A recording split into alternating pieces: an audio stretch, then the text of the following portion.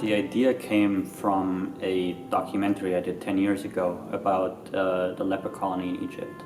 I was doing a very low budget, low-key documentary, and I was talking to a lot of people there, and I would get this, this constant line from people who were saying that they were dropped off as children and they didn't see their parents again. And I thought that, it's an interesting road movie to tell. Like, it's interesting to make a road movie about someone who is recovered from leprosy, who travels across Egypt to look for his family and try to confront them. In 2013, I was in New York. I was studying filmmaking there, and I was graduating, and I had to do a graduation project, and that was the first thing that kind of, the first idea that I really wanted to do, because I felt close to the story. I felt I understood this world. I understood, what is happening in this reality, and so I started writing it. It's a fictional story. I mean, based in reality, based in a lot of stories that I heard, but it's fiction. So it's like really we had some kind of a documentary approach to it, I guess, but it's a different way of telling a story. It turned out to be my graduation project for NYU. And yes, it took us a very long time to make it. It took us 5 years to make it. Being in Cannes is a privilege. It's an honor. It's something that any filmmaker would dream about. That it was a very special moment for us and for the film, and also being able to show the film to audiences in other places, like being here now and traveling with the film. Leprosy is not a disease that is common. It's very rare, and it's actually on the decline. There's a cure for it. The issue is mostly it's not a medical issue as much as it's a society issue.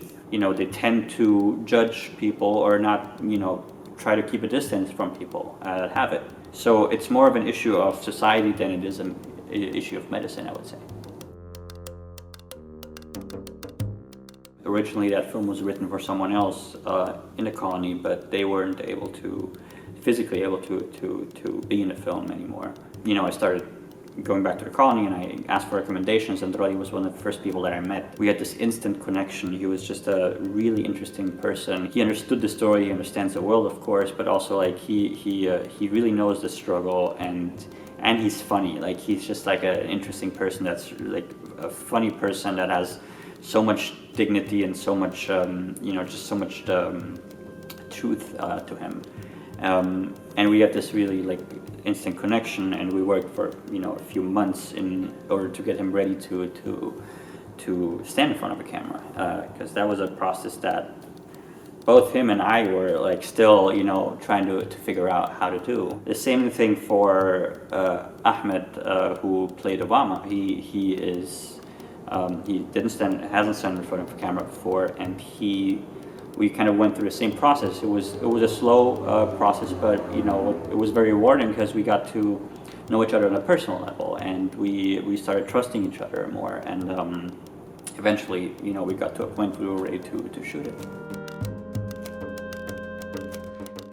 I'm very interested in like the underdog. I would say it this way. It's people that have to struggle much harder, that don't have an even playing field. Because eventually when they reach their goal, it's so much more rewarding.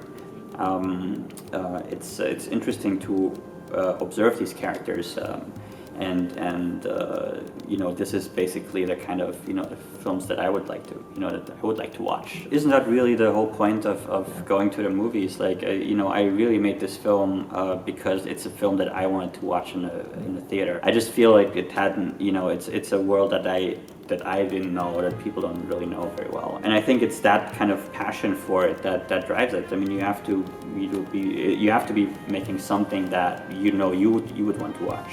That's where this passion came from. I felt like this is a story that needed to be told, and to be able to show that to audiences around the world is a very big, very big blessing.